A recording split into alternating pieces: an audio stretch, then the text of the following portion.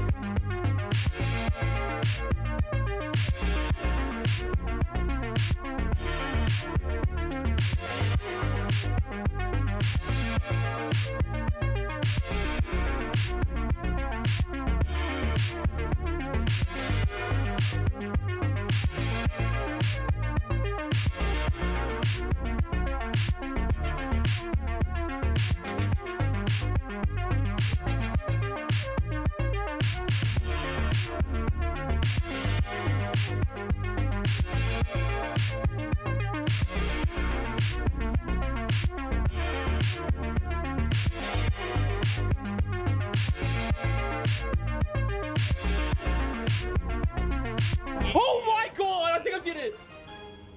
Eggs over easy. He ended up being better than perfect. Firmly breaking the tie for second, Liquid Wi-Fi is now the second runner ever to break the 1:16 barrier in the Simpsons hit and run. The first? Homer of Steel, who is still ahead by almost a minute? Yeah, Homer of Steel is nice with it. While Liquid Wi-Fi is still considered the GOAT of the game, Homer of Steel has pulled ahead considerably, holding world record in this category for nearly 2.5 years. Even recently, Liquid Wi-Fi reclaimed world record in the 100% category of Simpsons hit and run, but Homer of Steel hit the gamer lean and got it back in just a few weeks. Simpsons hit and run, to me, is one of the more intriguing speedruns to watch. Like many, I've been put onto this game through a combination of childhood nostalgia and Summoning Salt's amazing coverage of the game's speedrunning history. But of course, there is more than one game that is a good speedrun. There are dozens, if not hundreds and thousands of games that have a similarly deep history. From Mario games, Celeste, Hollow Knight, racing games, and Minecraft, just to name a few. But today, I want to focus on one idea for speedrunning. What makes a game fun to speedrun?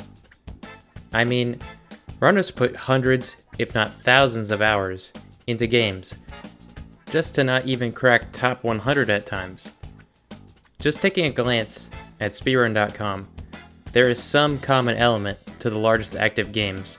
But I mean, how much in common does Mario 64 have with Granny on the iPhone? Surely there is a desire to be the best in there for a lot of runners. But something else had to drive them to put that much time into their play. There is certainly some amount of fun or enjoyment to be had throughout the whole process.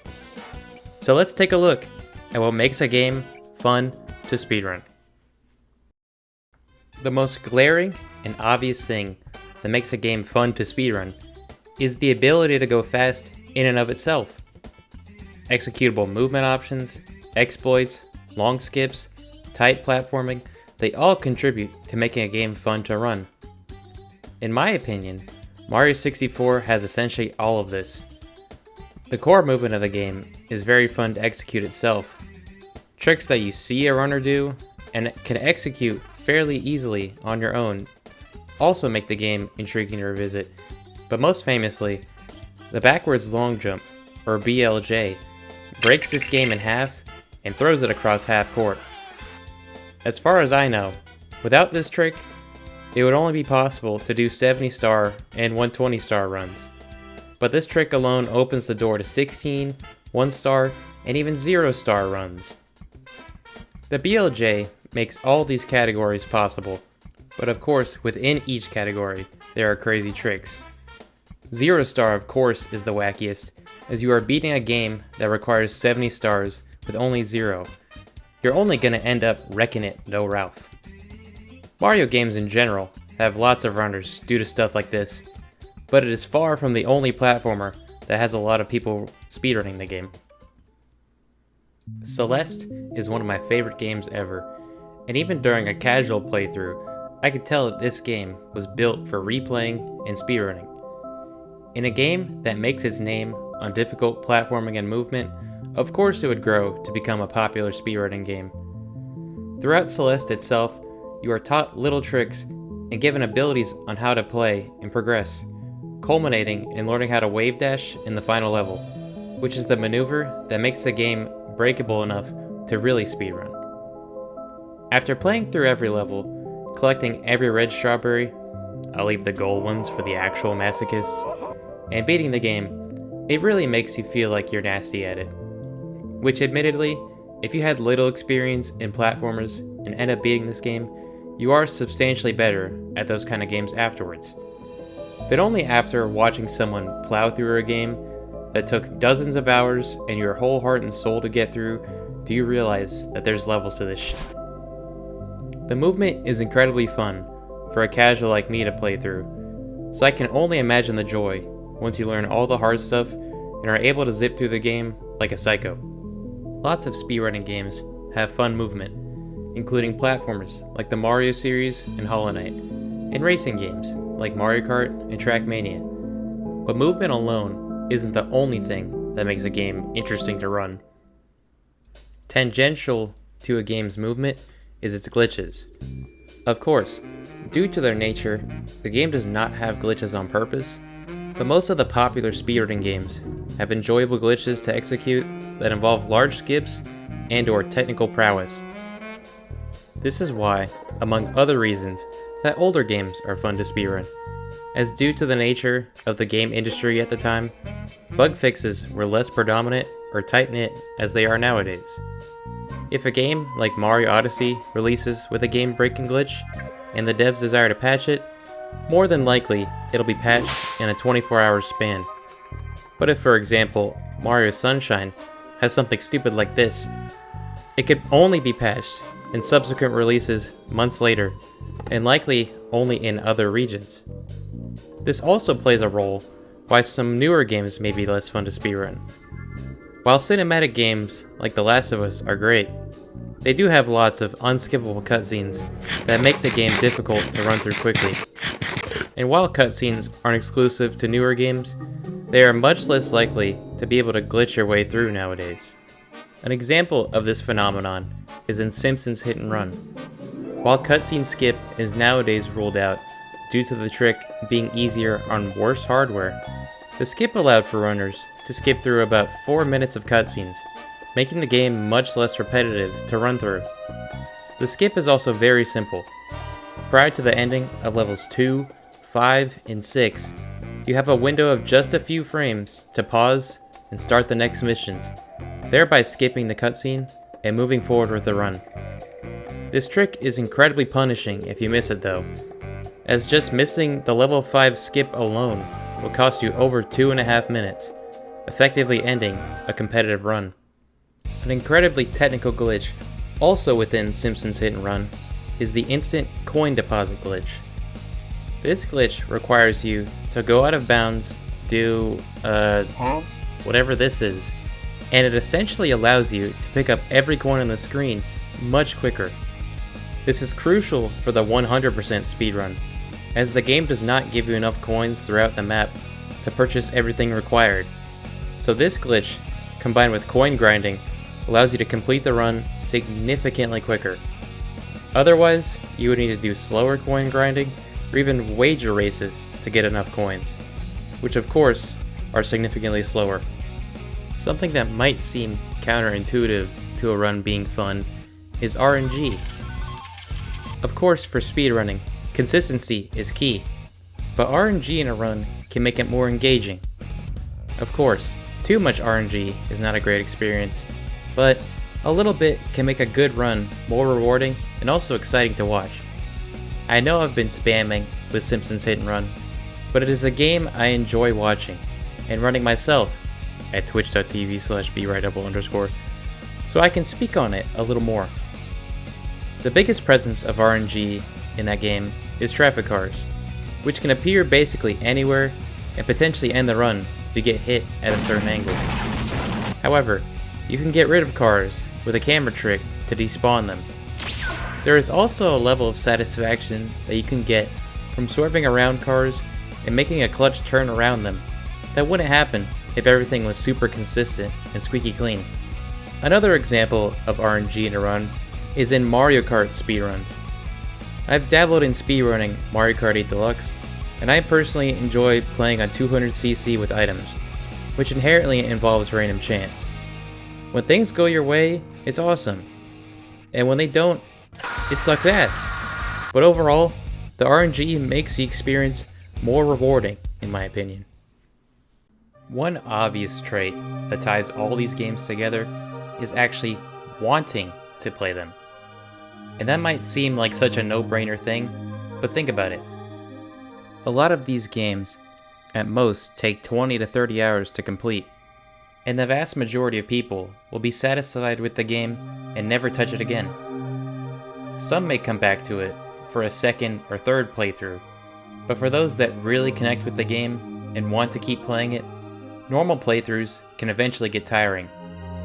So the logical next step is to try to optimize the game, play through it quicker, and this eventually leads into actually speedrunning the game. Some of my favorite games of all time, like Mario Odyssey and Minecraft, I tried to speedrun on this exact same track. They were games I loved to death, had put hundreds of hours into, and wanted to keep playing, but also wanted to spice things up. Now, I only attempted speedrunning these games a few times, and produced nothing remotely leaderboard worthy, but it was a fun experience, and I may try them again in the future. I think a lot of runners get into their game this way, wanting to play a game they love more, but needing a different way to do it to spice things up. Another aspect to a game that makes for an enjoyable speedrun is being able to practice it efficiently. Nowadays, modding a game to be practicable is fairly straightforward and common practice for a lot of runs, but for those that cannot be modded, you are essentially relying on the game's design to be easily replayable. Shorter menus, load times, and ease of access from different points in the run all make a game natively more fun to practice and run.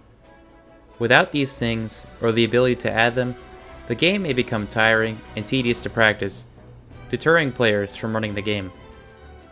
Looking across the most popular game series to speedrun, you see lots of older games from series that were popular when you were younger. I think another key factor to speedrunning is having a connection to the game itself, and nostalgia is the main agent for this connection. With games on older hardware being some of the more popular games to run, it's clear nostalgia plays a role in making a speedrun enjoyable. Between Mario, Zelda, Sonic, Kirby, and even Call of Duty Zombies, lots of games have so many runners because they were games that held a special place in their heart as a kid.